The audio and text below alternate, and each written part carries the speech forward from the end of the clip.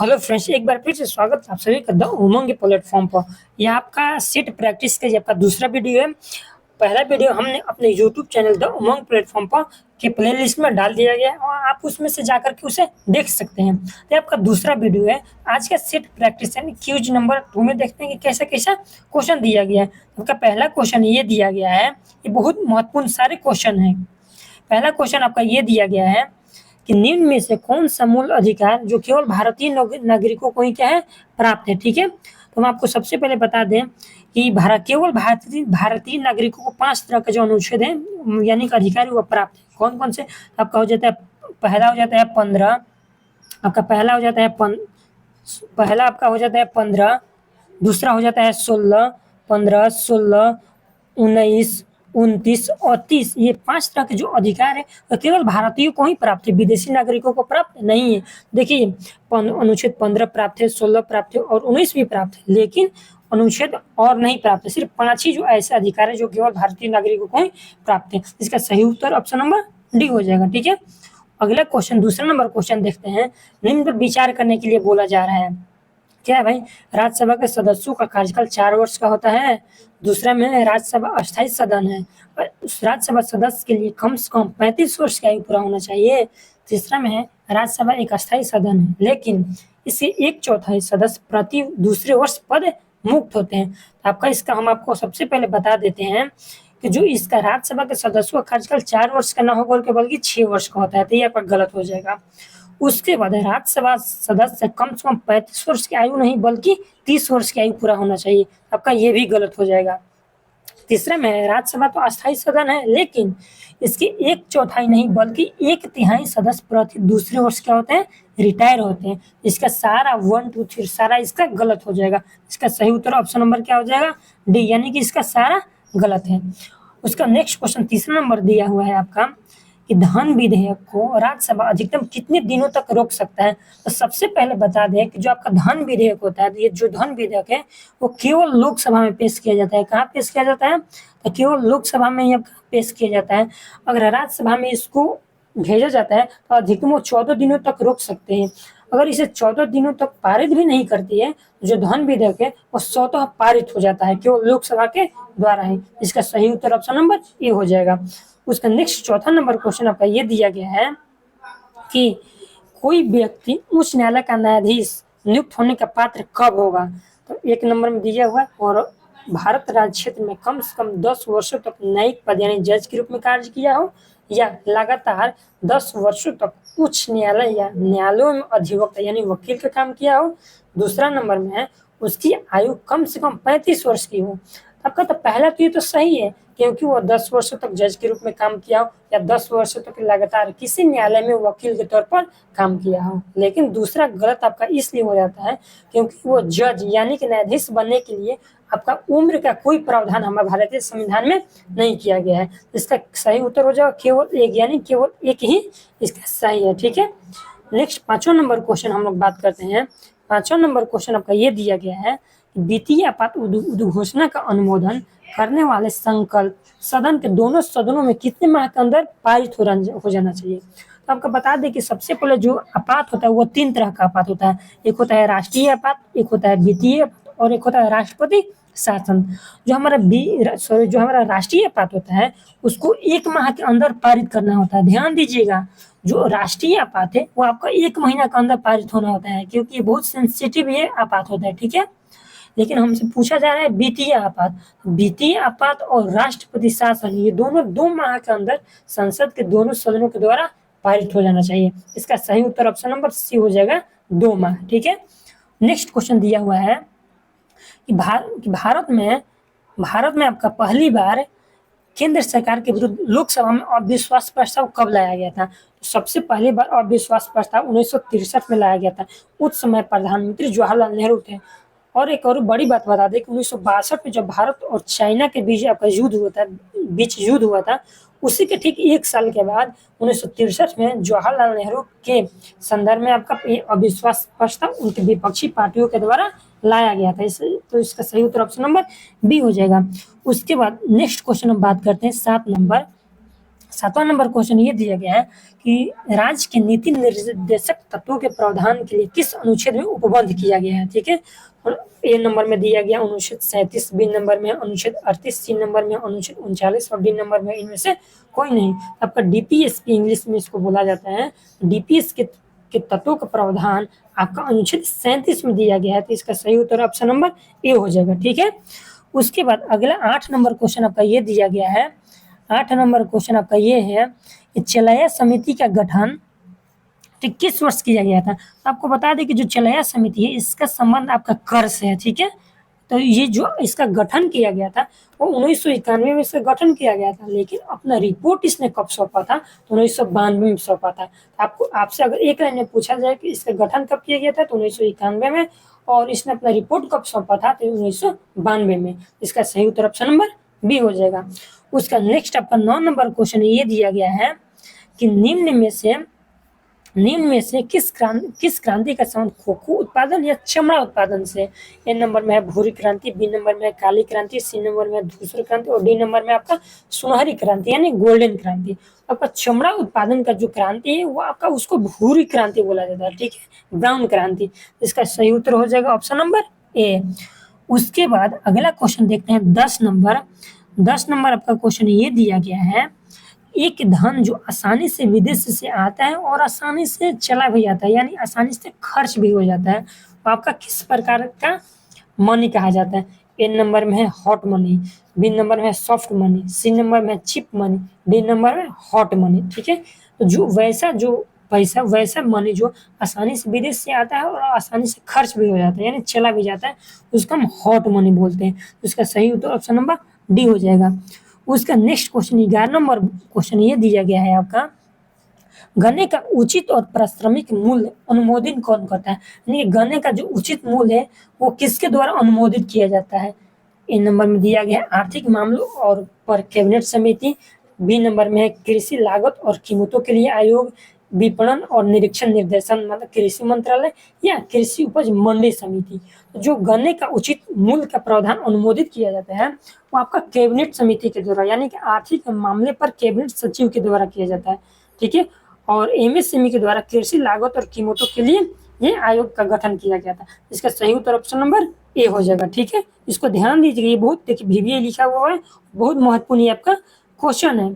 उसका next question हम 12 number question देखते हैं। 12 नंबर क्वेश्चन आपका ये दिया गया है कि असहयोग आंदोलन में कौन सा कार्यक्रम शामिल नहीं थे। जो हमारा असहयोग आंदोलन जो शुरू किया गया था 1920 में MK गांधी के द्वारा, उसमें कौन सा शामिल नहीं किया गया था। देखिए क्या क्या हुआ था, सरकारी पदों का त्याग करना या विदेशी माल का बहिष्कार करना या अदालतों का वकीलों द्वारा बहिष्कार किया जाना या सरकारी वाहनों से यात्रा करने पर पाबंदी किया गया था। इसमें कौन से शामिल नहीं है, इसमें देखिए सरकारी पदों का इसमें त्याग भी किया गया था, विदेशी मालों का बहिष्कार यानी कि बहिष्कार किया गया था और अदालतों का वकीलों द्वारा बहिष्कार भी किया गया था, लेकिन सरकारी वाहनों द्वारा कोई पाबंदी नहीं थी। कोई भी व्यक्ति एक स्थान से दूसरा स्थान तक सरकारी वाहनों द्वारा जा सकता था। इसका सही उत्तर ऑप्शन नंबर डी हो जाएगा। उसका अगला क्वेश्चन देखते हैं, जो दांडी मार्च शुरू किया गया था, दांडी मार्च जो की समाप्ति कब किया गया था। दांडी मार्च की समाप्ति आपका किया गया था वो था, डेट आपका पूछा जाता है, सिर्फ साल तो पूछा नहीं, लेकिन एग्जामों में आजकल क्या किया गया कर दे रहा है, डेट सहित पूछ दे रहा है। तो दांडी मार्च की समाप्ति आपका 6 अप्रैल 1930 को किया गया था। जो दांडी मार्च था वो MK गांधी यानी महात्मा गांधी के द्वारा शुरू किया गया था। इसका सही उत्तर ऑप्शन नंबर सी हो जाता है। उसका नेक्स्ट हम 14 नंबर क्वेश्चन अब हम बात करते हैं। 14 नंबर आपका क्वेश्चन ये दिया गया है कि गांधी जी के जीवन काल से घटी घटनाओं का कालानुक्रम सही नहीं है। ध्यान दीजिएगा, यहाँ पे सही नहीं पूछा जा रहा है। चोरी हत्याकांड दिया गया है 5 फरवरी 1922 दिया गया है, ठीक है। उसका द्वितीय गोलमेज सम्मेलन 7 सितंबर 1931 दिया गया है, पूर्णा समझौता 24 सितंबर 1932 है, भारत छोड़ो आंदोलन 23 मार्च 1942 दिया गया है, ठीक है। तो आपको बता दें कि जो चोरी हत्याकांड था वो आपका 5 फरवरी 1922 को शुरू किया गया था, ये सही है। द्वितीय गोल सम्मेलन 7 सितंबर 31 को हुआ था, ये भी सही है। पूर्णा समझौता जो 24 सितंबर 1932 MK गांधी और भीमराव अम्बेडकर के बीच होता है, ये भी आपका सही है। लेकिन जो भारत छोड़ो आंदोलन शुरू किया गया था महात्मा गांधी के द्वारा वो 23 मार्च न होकर के वो 8 अगस्त को 1942 को शुरू किया गया था, तो ये आपका गलत है। इसका सही उत्तर ऑप्शन नंबर डी हो जाएगा। नेक्स्ट 15 नंबर क्वेश्चन आपका ये दिया गया है। नेक्स्ट 15 नंबर क्वेश्चन आपका है, आजाद हिंद फौज के साथ सुभाष चंद्र बोस ने सिंगापुर में स्वतंत्र भारत की अस्थायी सरकार का गठन कब किया था? ए नंबर में है 16 अक्टूबर 1943, बी नंबर में 21 अक्टूबर, सी नंबर में 6 नवंबर और डी नंबर में नन ऑफ दीजिए। जो अस्थायी सरकार का गठन किया गया था सुभाष चंद्र बोस जी के द्वारा, वो आपका 21 अक्टूबर 1943 को किया गया था। कहाँ किया गया था? तो आपका सिंगापुर में किया गया था। इसका सही उत्तर ऑप्शन नंबर बी हो जाएगा। ठीक है, उसके बाद नेक्स्ट क्वेश्चन 16 नंबर आपका दिया गया है ये कि सती प्रथा का उन्मूलन कब किया गया था?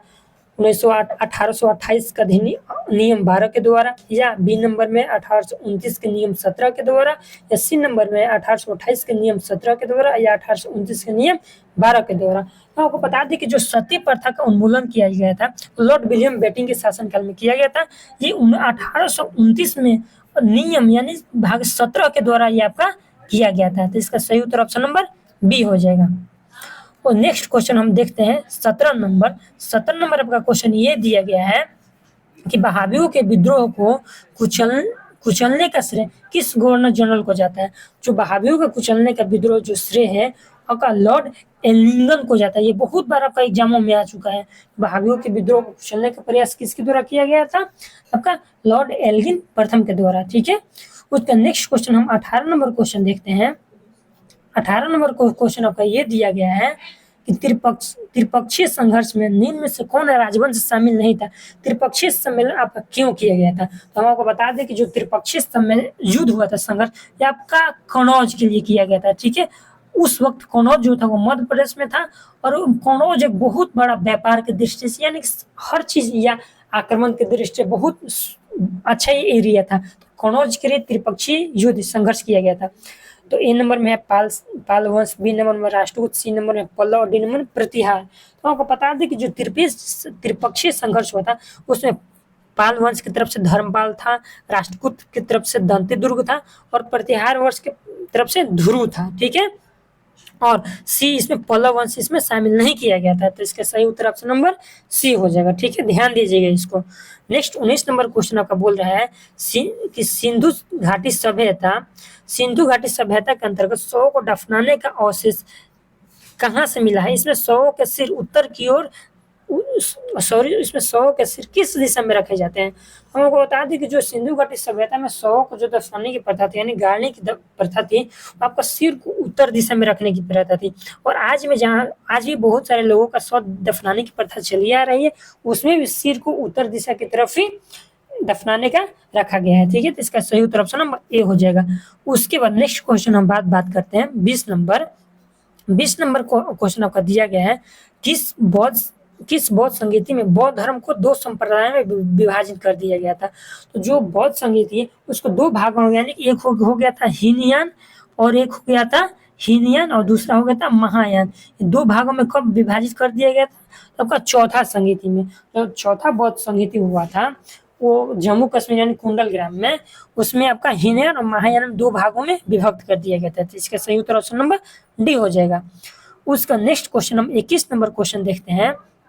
21 नंबर की दिया गया है कि महावीर को किस नदी के तट पर केवल की प्राप्ति हुई थी? केवल कहने का मतलब कि ज्ञान की प्राप्ति, यानी कि महावीर को ज्ञान की प्राप्ति किस नदी के किनारे हुई थी?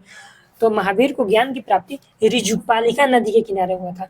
ए नंबर में है निरंजना, बी नंबर में पुनपुन, सी नंबर में ऋजुपालिका और डी नंबर में भागीरथी। तो ऋजुपालिका नदी के किनारे भगवान महावीर को ज्ञान की प्राप्ति हुई थी। और निरंजना या फल्गु नदी के किनारे कहाँ बुध की प्राप्ति हुई थी। किनको? तो बुध की ज्ञान की प्राप्ति हुई थी। तो जो महावीर जी थे उनको कब, तो किस नदी के किनारे? तो ऋजुपालिका नदी के किनारे। नेक्स्ट क्वेश्चन 22 नंबर आपका हो जाता है। नेक्स्ट क्वेश्चन 22 नंबर दिया गया है ये आपका, आजीविक संप्रदाय के संस्थापक कौन थे? आजीविक संप्रदाय के संस्थापक ए नंबर में है कात्यायन, बी नंबर में संजय बेल्ठी पुत्र, सी नंबर में मोखली पुत्र, डी नंबर में पूरन कश्यप। तो आजीविक संप्रदाय के संस्थापक आपके मोखली पुत्र गोसाल थे। इसका सही उत्तर ऑप्शन नंबर सी हो जाएगा। उसका नेक्स्ट क्वेश्चन दिया गया है आपका 23 नंबर। 23 नंबर आपका ये बोल रहा है क्वेश्चन कि किस मुगल शासक के शासनकाल को स्थापत्य कला का स्वर्णिम काल कहा जाता है? ठीक है, स्थापत्य माने कि बहुत सारे इसके शासनकाल में स्थापत्य इमारत बनाया गया था, ठीक है। ए नंबर में है जहांगीर, बी नंबर में अकबर, सी नंबर में शाहजहां, डी नंबर में औरंगजेब। तो स्थापत्य किसका स्वर्णिम कहा जाता है? शाहजहां। शाहजहां के द्वारा बहुत सारा चीज बनाया गया, जैसे ताजमहल बनाया गया था, लाल किला बनाया गया था, जमा मस्जिद बनाया गया था। इसलिए शाहजहां के शासनकाल को स्थापत्य कला का स्वर्णिम कहा जाता है। और चित्रकला का स्वर्णिम आपसे पूछा जाएगा, आपको जहांगीर मानिएगा, जहांगीर को आपको चित्रकला का स्वर्ण युग बोला जाता है, ठीक है। और अकबर के द्वारा बहुत सारे अनुवाद विभाग का स्थापना किया था, ठीक है। इसका सही उत्तर ऑप्शन नंबर सी हो जाएगा। नेक्स्ट क्वेश्चन हम बात करते हैं 24 नंबर। 24 नंबर में आपका ये दिया गया है कि मुगल काल में मुहत्तसिब कौन था? एक पद का नाम था मुहत्तसिब, जो मुगल काल से संबंधित थे। ए नंबर में है सेना अधिकारी, बी नंबर में पत्राचार विभाग, सी नंबर में राजस्व अधिकारी और डी नंबर में आचरण अधिकारी। जो मुहत्तिब जो पद था वो आपका आचरण अधिकारी। देखिए कहीं कहीं आपको दे देगा लोक आचरण अधिकारी पूछता है, हमेशा लोक आचरण अधिकारी पूछता है, लेकिन यहाँ पे सिर्फ आचरण अधिकारी पूछे आपको कंफ्यूज करने के लिए। इसका 24 का ऑप्शन नंबर डी सही उत्तर हो जाएगा। नेक्स्ट क्वेश्चन दिया गया है दीवाने अर्ज, दीवाने दीवाने अर्ज जो था आपका किस विभाग से संबंधित है? जो दीवाना अर्ज था वो सैन्य विभाग से संबंधित है। ए नंबर में है राजस्व विभाग, बी नंबर में दान विभाग, सी नंबर में है सैन्य विभाग और डी नंबर में पत्राचार विभाग। दीवाना अर्ज जो था वो सैन्य विभाग था। ये किसके द्वारा शुरू किया गया था? दीवाने अर्ज जो था वो बलबन के द्वारा शुरू किया गया, ठीक है, बलबन के द्वारा शुरू किया गया था। इसका सही उत्तर ऑप्शन नंबर सी हो जाएगा। नेक्स्ट क्वेश्चन आपका दिया गया है 26 नंबर की बसावन और दसवंत किस शासक के दरबारी चित्रकार थे? ये था मुगल शासक के दरबारी चित्रकार थे, लेकिन किस शासक के थे? ए नंबर में हुमायूं, बी नंबर में अकबर, सी नंबर में जहांगीर और डी नंबर में शाहजहां। दसवंत और बसावन जो थे वो अकबर के दरबारी चित्रकार थे। ये बहुत बार एग्जामों में आपका आ चुका है। इसका सही उत्तर ऑप्शन नंबर बी हो जाएगा। नेक्स्ट क्वेश्चन आपका दिया गया है 27 नंबर। निम्न में से कौन सा इसमें सुमेलित नहीं है पूछा जा रहा है? तो ए नंबर में दिया गया नौरोरा उत्तर प्रदेश, बी नंबर में कुंडलकुलम कर्नाटक, सी नंबर में काकरापारा गुजरात और डी नंबर में तारापुर महाराष्ट्र। तो नौरोरा जो है उत्तर प्रदेश में है, ये भी सही है। काकरापारा जो गुजरात में है ये भी सही है, तारापुर महाराष्ट्र में ये भी सही है, लेकिन कुंडलकुलम जो है वो आपका कहाँ है? तो तमिलनाडु में है, कर्नाटक में नहीं है। इसका सही उत्तर ऑप्शन नंबर बी हो जाएगा, ठीक है। नेक्स्ट 28 नंबर क्वेश्चन ये पूछा जा रहा है आपसे कि 38वीं समानांतर रेखा किन दो देशों के मध्य स्थित है? जो 38वीं समानांतर रेखा है, ए नंबर में आपका उत्तरी कोरिया और दक्षिणी कोरिया, बी नंबर में उत्तरी और दक्षिणी वियतनाम है, सी नंबर में अमेरिका और कनाडा, और डी नंबर में है जर्मनी और फ्रांस। तो इसका सही उत्तर हो जाएगा ऑप्शन नंबर ए, यानी कि 38वीं जो समानांतर रेखा है आपका उत्तरी कोरिया और दक्षिणी कोरिया के मध्य है, ठीक है। इसका सही उत्तर ऑप्शन नंबर ए हो जाएगा। उसके बाद नेक्स्ट क्वेश्चन देखते हैं 29 नंबर। 29 नंबर में आपसे ये पूछा जा रहा है निम्न में से कौन सा एक अच्छे ईंधन का गुण नहीं है? यहाँ पे ध्यान दीजिएगा, कौन सा इसमें से अच्छे ईंधन वाला गुण नहीं है? ए नंबर में है ईंधन का ऊष्मीय मान उच्च होता है, बी नंबर में ईंधन पर जलने पर ज्यादा से ज्यादा अवशिष्ट व हानिकारक उत्सर्जन होना चाहिए, सी नंबर में ईंधन का प्रज्वलन ताप न तो कम और न ही ज्यादा होना चाहिए, डी नंबर में है इनमें से कोई नहीं। आपका इसका सही उत्तर ऑप्शन नंबर बी हो जाएगा, क्योंकि इसमें सही नहीं पूछा जा रहा है। ईंधन का ऊष्मीय मान उच्च होना चाहिए, ये सही है, और ईंधन का प्रज्वलन जो ताप होता है और न कम और न ज्यादा होना चाहिए, यानी मिडिल में होना चाहिए, ये भी सही है। तो इसका गलती हो जाएगा ऑप्शन नंबर बी, क्योंकि जलने पर ज्यादा प्रदूषक ज्यादा हानिकारक पदार्थ उसमें से नहीं निकलना चाहिए। तो इसका सही उत्तर ऑप्शन नंबर बी हो जाएगा। उसके बाद नेक्स्ट क्वेश्चन हम बात करते हैं। आपका अगला क्वेश्चन 30 नंबर दिया गया है। आपका नेक्स्ट क्वेश्चन आपका 30 नंबर में दिया गया है। क्या 30 नंबर आपसे पूछा जा रहा है कि 30 नंबर में प्राकृतिक रबड़ के बारे में निम्न में से कौन सा कथन सही है? यानी कि प्राकृतिक जो रबड़ के बारे में, एन नंबर में एक प्राकृतिक बहुलक है जो इसमें लोचदार गुण होते हैं, बी नंबर में एक कृत्रिम बहुलक है। जब ये प्राकृतिक रबड़ के बारे में जो पूछा ही जा रहा है तो इसमें कृत्रिम बोलने का सवाल नहीं है। इसका सही उत्तर ऑप्शन नंबर ए हो जाएगा, ठीक है। उसका नेक्स्ट क्वेश्चन आपका दिया गया है 31 नंबर, नेक्स्ट क्वेश्चन आपका दिया गया है आपका छूट गया है, आपका यहाँ पे छूट गया है। आपका 29 के बाद आ जाएगा 30 नंबर। तो 30 नंबर आपका यहाँ दिया गया है। 30 नंबर आपसे क्वेश्चन ये पूछा जा रहा है कि कौन सा इसमें सम्मिलित करना है। विटामिन बी से क्या होता है, बालों का झड़ना होता है। विटामिन बी 12 से होता है पर्णनाशी अरारकता। ई नंबर से हो जाए बांझपन, और के से होता है रक्त का थकाना बनाना। ठीक है, ध्यान दीजिएगा। उसका नेक्स्ट क्वेश्चन 31 नंबर दिया हुआ है, तारों के मध्य की जो तारों के मध्य दूरी ज्ञात करने के लिए किसका उपयोग किया जाता है। ए नंबर में स्टीलर मील, बी नंबर में कॉस्मिक किलोमीटर, सी नंबर में गैलेक्टिक इकाई, और डी नंबर में प्रकाश सोर्स। जो प्रकाश सोर्स होता है वो खगोलीय दूरी, यानी कोई भी खगोलीय दूरी, जैसे ग्रहों के बीच की दूरी बोला जा सकता है, ग्रह पृथ्वी और चंद्रमा के बीच की दूरी बोला जाता है। लेकिन यहाँ पर सिर्फ तारों का देखिए पूछा जा रहा है, तारों के मध्य की दूरी किससे मापा जाता है, तो वो आपका गैलेक्टिक इकाई से मापा जाता है। इसका सही उत्तर ऑप्शन नंबर सी हो जाएगा। उसके बाद नेक्स्ट क्वेश्चन आपका दिया गया है, निम्न में से कौन सा रोग पुरुषों की तुलना में महिलाओं में बहुत कम होता है। ठीक है, यानी कि ज्यादातर इसमें पुरुषों में ही यह रोग होता है। ए नंबर में निकट दृष्टि दोष, बी नंबर में वर्धानता, डी नंबर में सी नंबर में ब्रेन ट्यूमर, और डी नंबर में घेंघा। तो पुरुषों की तुलना में कौन सा रोग पुरुषों की तुलना में महिला में बहुत कम होता है। ठीक है, तो वर्धानता, जो कलर विजन होता है वो महिलाओं में बहुत कम होता है। इसका सही उत्तर ऑप्शन नंबर बी हो जाएगा। उसका नेक्स्ट क्वेश्चन दिया हुआ है 33 नंबर कि 33 नंबर पूछा जा रहा है, हीमोग्लोबिन लाल रक्त कोशिकाओं के अंदर का एक प्रोटीन है। ठीक है, और यह निम्न में से किसका वहन करता है। आपका ये किसका वहन करता है, तो ऑक्सीजन का। वैसे ही पता है कि जो हीमोग्लोबिन होता है वो ऑक्सीजन का ही वहन करता है, यानी ऑक्सीजन को पूरे बॉडी में लेकर के जाता है। तो इसका सही उत्तर ऑप्शन नंबर ए हो जाएगा। उसका नेक्स्ट क्वेश्चन बात करते हैं कि किस पदार्थ को, नेक्स्ट क्वेश्चन आपका ये दिया गया है, किस पदार्थ को एक अवस्था से दूसरी अवस्था में बिना तापमान में बदलाव के परिवर्तन होने के लिए आवश्यक ऊष्मा की जरूरत होती है। ये आपका एक लाइन में पूछा जाता है। तो इसका सही उत्तर ऑप्शन नंबर डी, यानी गुप्त ऊष्मा हो जाएगा। ठीक है, नेक्स्ट क्वेश्चन 35 नंबर आपका ये पूछा जाता है कि निम्न में से कोशिका अंगों में से किस में न्यूक्लिक अम्ल नहीं पाया जाता। किस में आपका न्यूक्लिक अम्ल नहीं पाया जाता है। ए नंबर में केंद्रिका, बी नंबर में हरित लवक, सी नंबर में राइबोसोम, और डी नंबर है जीव द्रव्य। इसका सही उत्तर डी हो जाएगा, यानी कि जीव द्रव्य एक ऐसा अंग है जिसमें न्यूक्लिक अम्ल जो है वो नहीं पाया जाता है। इसका सही उत्तर ऑप्शन नंबर डी हो जाएगा। उसके बाद नेक्स्ट क्वेश्चन बात करते हैं, निम्न में से कौन सा विटामिन ए का एक अच्छा स्रोत नहीं है। विटामिन ए का, विटामिन ए नंबर में है मछली का तेल, बी नंबर में है पालक, सी नंबर में जंतुओं के यकृत गुर्दे, और डी नंबर में है आम। विटामिन ए का स्रोत मछली का तेल भी आप खाते हैं, उसमें विटामिन ए का अच्छा स्रोत होता है। बी नंबर में पालक भी खाते हैं तो अच्छा स्रोत होता है, और आम में भी तो विटामिन ए होवे करता है। ध्यान दीजिए कि कच्चे आम में विटामिन सी होता है और पक्का आम में विटामिन ए होता है, लेकिन जंतुओं के यकृत और किडनी और गुर्दे में, लीवर में क्या होता है, विटामिन ए नहीं होता है। तो इसका सही उत्तर ऑप्शन नंबर सी हो जाएगा। उसका नेक्स्ट क्वेश्चन बात करते हैं, मिलान करने के लिए दिया गया है। आपका हो जाएगा प्रतिरोध का क्या हो जाएगा इसमें, देखिए प्रतिरोध ये है, विद्युत प्रवाह है, बल है, तो पावर है। सबसे बल का क्या होता है, तो बल का आपका हो जाता है न्यूटन। ठीक है, पावर का होता है आपका वाट हो जाएगा।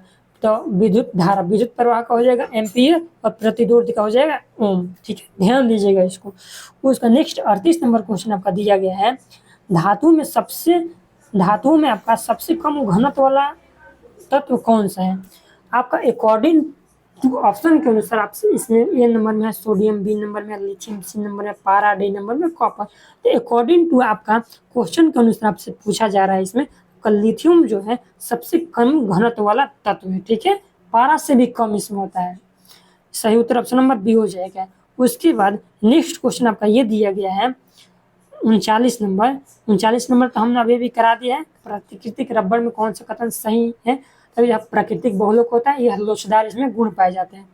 नेक्स्ट क्वेश्चन 40 नंबर आपका दिया गया है, ये 40 नंबर आपका क्वेश्चन ये दिया गया है कि किस तत्व का रासायनिक गुण निम्न में से कौन तय करता है। किसी तत्व का रासायनिक गुण हो जाता है वो किसके द्वारा तय किया जाता है, किसके द्वारा आपका तय किया जाता है। ए नंबर में प्रोटॉन की संख्या, बी नंबर में न्यूट्रॉन की संख्या, सी नंबर में इलेक्ट्रॉन की संख्या, और डी नंबर में उपयुक्त में से सही, सभी सही।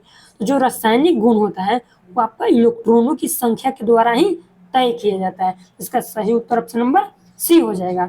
नेक्स्ट आपका 41 नंबर क्वेश्चन आपको मिलान करना है, कौन देव प्रयाग किन दो नदियों का संगम है। अब हमको बता दें कि जो देव प्रयाग होता है तो आपका भागीरथी और अलकनंदा का मिलान होता है, यानी कि देवप्रयाग में यहीं आकर भागीरथी जो नदी है वो अलकनंदा में मिल करके क्या बन जाती है, गंगा के नाम से जानी जाती है। ठीक है, और अलकनंदा और मंदाकिनी नदी जो मिलती है वो आप कहाँ आकर के मिलती है, रुद्रप्रयाग में आकर के मिलती है। ठीक है, इसका सही उत्तर ऑप्शन नंबर ए हो जाएगा।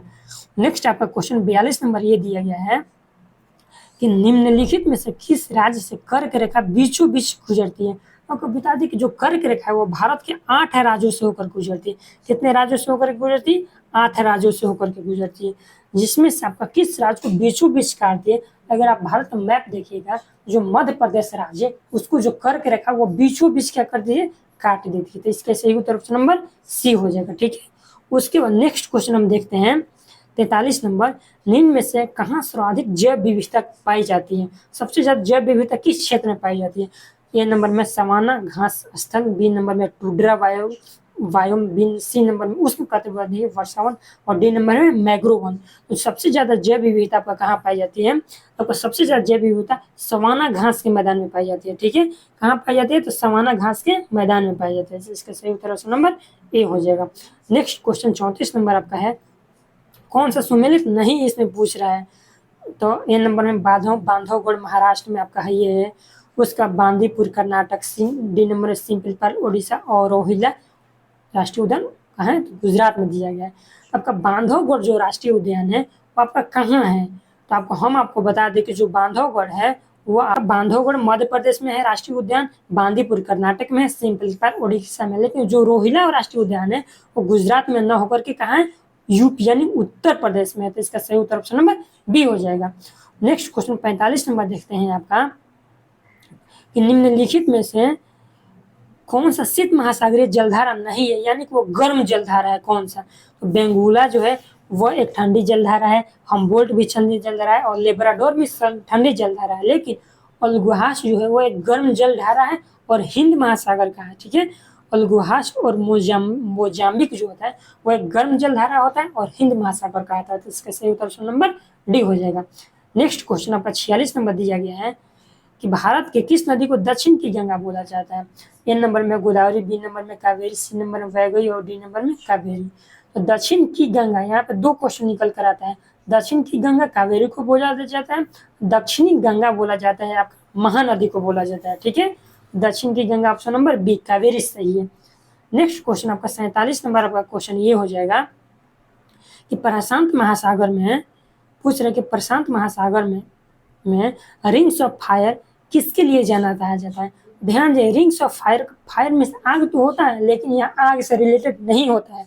ए नंबर में है भूकंप, बी नंबर में है, यहाँ 2 नंबर में ज्वालामुखी, 3 नंबर में तूफान और डी नंबर में आपका यानी 4 नंबर में आपका दिया गया जंगल का आग।